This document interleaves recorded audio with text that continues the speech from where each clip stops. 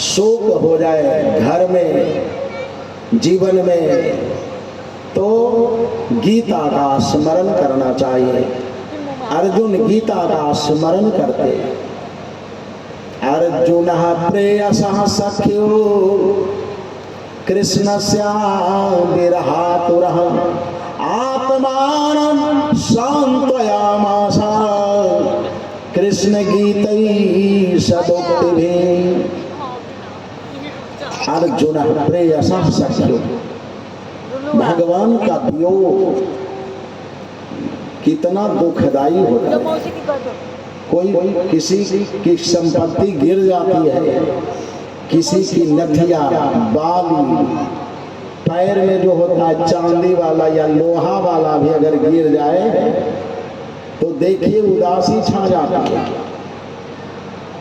अब जिसके शरीर से प्राण ही निकल गए, ओ प्राण प्यारे भगवान श्री कृष्ण चंद्र जी हमारे प्राणनाथ है।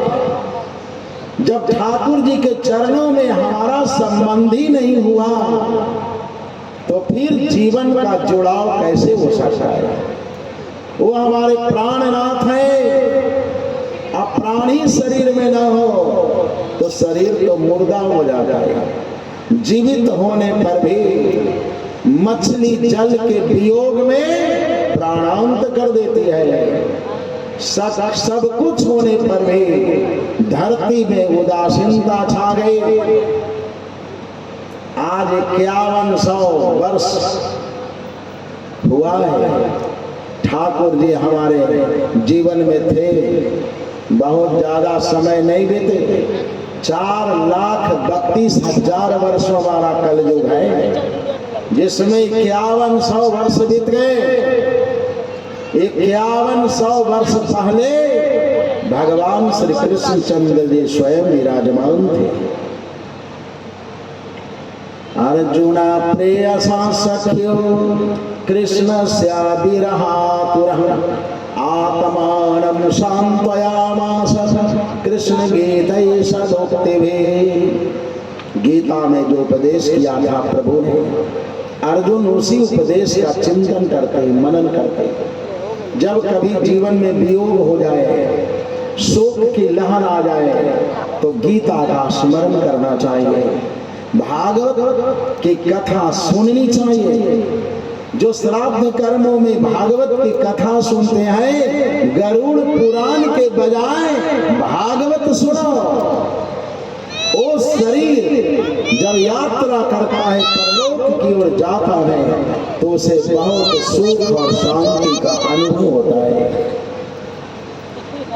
गीता में भगवान कहते हैं कि असंशयं महाबाहो मनो दुर्निग्रहं चलम् अभ्यासेन तु कौन्तेय वैराग्येन च गृह्यते। अर्जुन के द्वारा पूछे जाने पर अर्जुन कहते हैं, प्रभु मन बड़ा चंचल है, मन बड़ा शांत है, बानर की तरह चंचल मन है। अरे चंचल मन शांत कैसे होगा? ये मन के वेग को रोकना बड़ी मुश्किल है। ये बहुत मर्दन करने वाला और अराजकता उत्पन्न करने वाला है। ये संसार के विषयों की ओर खींच करके ले जाता है। संसार के विषयों का भोग करना चाहता है। शरीर की शक्ति छीन हो जाती है तो भी मन मरता नहीं है। मन तो और उच्छृंखल हो जाता है। मरते समय भी मन फजीहत करता है। जिसके घर में बूढ़ा बूढ़ी हो जाते हैं, जो जीवन में संसार के विषयों का चक्कर लगाते रहे, वो बूढ़ा हो जाएंगे, बुढ़िया हो जाएंगे, तो घर में और उपद्रव शुरू हो जाएगा। उस घर के बेटा पुत्र वधू कहते हैं कि सरकार बूढ़ा बूढ़ी से तो और परेशान हो गए, चैन नहीं लेने देते। दिन रात कतनों सेवा करिए, तैयो कहेंगे कि कुछ नहीं करना है। ये फजीहत नहीं तो क्या है? इसका मतलब है कि बूढ़ा बूढ़ी जीवन में उन्माद पैदा किए। जीवन में वानर वृत्ति का अनुसरण किया, कभी अध्यात्म से जुड़ने का प्रयास ही नहीं किया, कभी सत्संग में आने का प्रयास नहीं किया।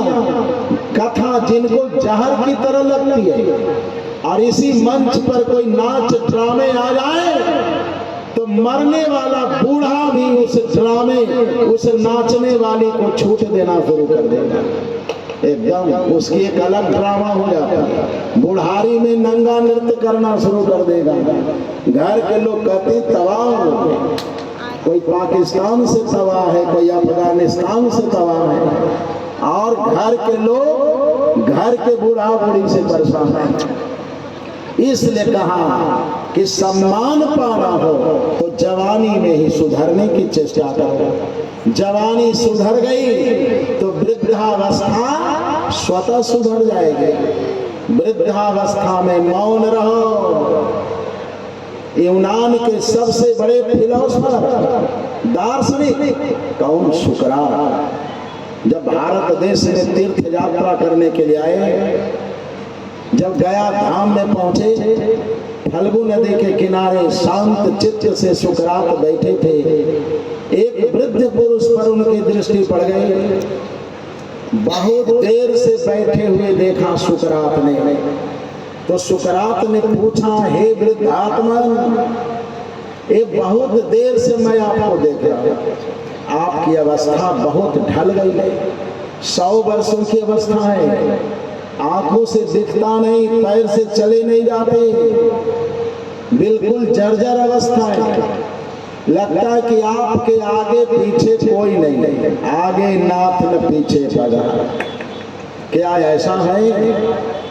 या कोई घर में ऐसा व्यक्ति है जो आपको लेने के लिए आता हो, हाथ पकड़ करके सेवा करता हो, आपकी इच्छा को पूर्ण करने वाला हो? तो उस वृद्धात्मा ने कहा, सुकरात जी, आप इतने बड़े दार्शनिक हैं और मैं साधक हूं, सच्ची साधना हमने की है, परिवार की कमी नहीं है। ऐसा ना समझो कि हमारे घर में कोई परिवार ही नहीं, हम 100 परिवार हैं, 100 परिवार है और सबका भोजन एक ही चूल्हा पर बनता है। सुकरात जी, हमारे घर में हमारी सेवा करने वाले भी लोग हैं, किंतु मैं किसी की परवाह नहीं करता हूँ, किसी पर मैं आश्रित नहीं। कोई अगर मुझे लेने आ जाए हाथ पकड़कर तो मैं चला जाता हूँ, कोई ना भी आए उसकी मैं परवाह नहीं करता। मैं हिम्मत बांध करके अपने घर में चला जाता हूँ और बिस्तर पर मैं सो जाता हूँ। मैं भगवान से प्रार्थना करता हूँ कि हे प्रभु, मैं मरते समय एक बूंद पानी किसी से ना मांगू। हम किसी से भोजन नहीं मांगते और न तो पानी मांगते। मैं मौन रहता हूँ। अगर कोई उचित सलाह पूछता है तो मैं बता देता हूँ, करना नहीं करना तुम्हारी मर्जी। मैं मौन रहता हूँ। इसलिए हमारे घर के लोग हमें देवता समझते हैं। बूढ़ा बूढ़ी मौन हो जाएंगे तो देवता माने जाएंगे और उठा पटक करना शुरू कर देगा। तब तो जवानी में भी राक्षस बना और बुढ़ारियों में राक्षसे बनेगा। उसी तरह से व्यवहार होगा और जीवन अशांत हो जाएगा। वो वृद्धात्मा कहते, सुकरात जी, हमारे घर में भोजन कौन बनाती है ये मुझको पता नहीं है। बहुत पुत्र बधुए हैं, कौन भोजन बनाती है, बड़ी वाली की छोटी वाली, ये हमको पता नहीं है। और घर में जो भोजन बनता है वो सबसे पहले मेरे पास आता है। सबसे पहले श्री गणेश मैं ही करता हूँ। छोटे छोटे बच्चे होते हैं, घर में जो भोजन बने बच्चों को खिलाना चाहिए, वृद्धों को खिलाना चाहिए, जो रोगी है उसको देना चाहिए, सबसे अंत में भोजन बनाने वाले को खाना चाहिए। ऐसा नहीं कि भोजन बनाया वही चटाचट शुरू कर दिया, ऐसा नहीं, एकदम सबकी सेवा करो। और इसीलिए मैं मौन रहता हूँ। हमारे घर के लोग हमें देवता मानते हैं, और डर करके भोजन नहीं पहुंचाते कि बुढ़वा को भोजन नहीं देंगे तो लाठी डंडा चढ़ा देगा, नहीं, डर करके नहीं, हमें आदर करते। घर के लोग मुझे इतना सम्मान करते हैं, यदि आज भी मैं बड़बड़ाना शुरू कर दूं तो वही हालत होगी, कलयुग का प्रवेश तुरंत हो जाएगा। इसलिए घर के मालिक को सावधान होना चाहिए, विचारवान होना चाहिए, एक सूत्र में बांधने का ही मन बनाना चाहिए। यदि ऐसा होता है तो उस घर में कलयुग का प्रवेश नहीं होता। भगवान कहते कि अर्जुन मन बहुत चंचल है, किंतु अभ्यास करो, अभ्यास करने से मन भी शांत हो जाता है, मन की चंचलता समाप्त हो जाती है।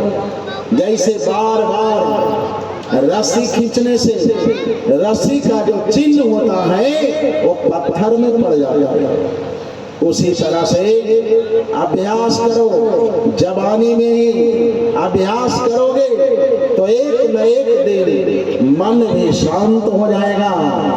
मन को शांति दिलाना ही मानव जीवन जीने का सबसे बड़ा उद्देश्य माना जाता है।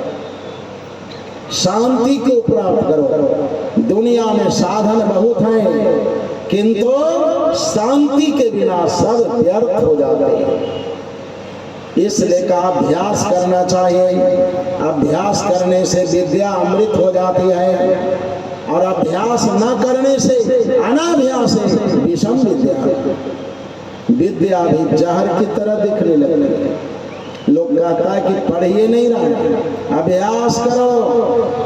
विद्या अभ्यास का विषय है। अभ्यास एक दिन नहीं छूटना चाहिए। अभ्यास रोज करोगे तो विद्या की निखार आती रहेगी। अभ्यास बंद करोगे तो सरस्वती भी हाथ जोड़ लेंगे। ऐसे देवता से सावधान, सावधान। जब विद्या जहर हो जाएगी तो घर में देवता देवी की पूजा करने के बजाय कुत्ता कुत्ती रखना शुरू कर देगा, और दीवालों पर लिख देगा कुत्तों से सावधान, अतिथि सेवा नहीं, एकदम चिल्लाना शुरू कर देगा। एक कलयुग की पहचान मानी जाती है।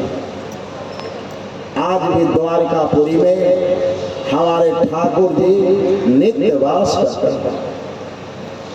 नित्यम सन्निहितस्तत्र भगवान मधुसूदनः स्मृत्या शेषा शुभहरम सर्वमंगल मंगलम। नित्यम सन्निहितस्तत्र भगवान मधुसूदनः, जो मधुसूदन भगवान है, मधु नाम के दैत्य का मर्दन करने वाले और अमृत रस की प्राप्ति कराने वाले, जो ऐसे मधुसूदन भगवान हैं वो द्वारिकापुरी में सर्वत्र वास करते हैं। भगवान मधुसूदन स्मृत्या शेषा शुभहरम सर्व मंगल मंगलम।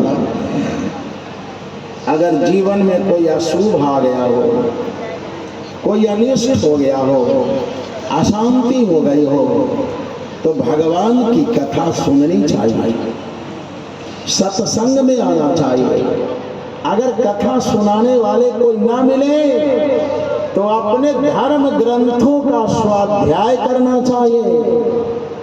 कथा तो बहुत लोग सुनते हैं, शौच क्रिया में भी है तो टीवी चालू है, एकदम जैसी अवस्था में है कथा चल रही है टीवी पर, उससे ज्ञान होने वाला नहीं है, अशांति और पैदा होगी। कथा सन्मुख होकर के सुनने चाहिए। जीवन